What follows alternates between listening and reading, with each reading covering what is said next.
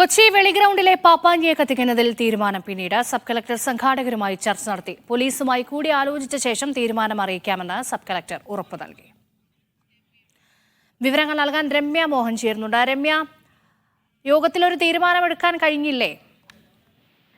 രേഷ്മ, തീരുമാനം പിന്നീട് അറിയിക്കാമെന്നാണ് sub collector സംഘാടകരെ അറിയിച്ചിട്ടുള്ളത്. അതായത് പുതുവത്സരാഘോഷത്തിന്റെ ഭാഗമായി ഫോർട്ട് കൊച്ചി പരേഡ് ഗ്രൗണ്ടിൽ തയ്യാറാക്കിയ പാപ്പാനിയെ കത്തിക്കാനായിരുന്നു സബ് കളക്ടർ അനുമതി നൽകിയിരുന്നത്.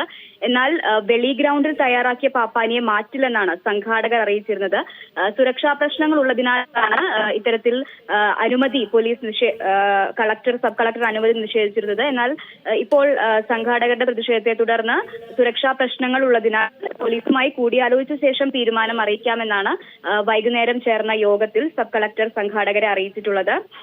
അതേസമയം ഈ വെളി ഗ്രൗണ്ടിലെ പാപ്പാനിയെ കത്തിക്കുമെന്ന് പറഞ്ഞ് MLA അടക്കം രംഗത്ത് വന്ന ഒരു സാഹചര്യം ഉണ്ടായിരുന്നു. പാപ്പാനിയെ കത്തിക്കില്ല, ഈ വെളി ഗ്രൗണ്ടിൽ നിന്ന് മാറ്റില്ല എന്നാണ് സംഘാടകർ അറിയിച്ചിരിക്കുന്നത്. പക്ഷേ അതിനിടെ ഗവർണറും തൊപ്പിയും എന്നൊരു നാടകം അതേ പേരിൽ തന്നെ മറ്റു വേദികളിൽ പ്രദർശിപ്പിക്കുമെന്ന് അണിയറ പ്രവർത്തകരും അറിയിച്ചിട്ടുണ്ടായിരുന്നു. അതായത് ഇനി ഈ തീരുമാനം കളക്ടർ അറിയിച്ച ശേഷം മാത്രമായിരിക്കും ഉണ്ടാവുക.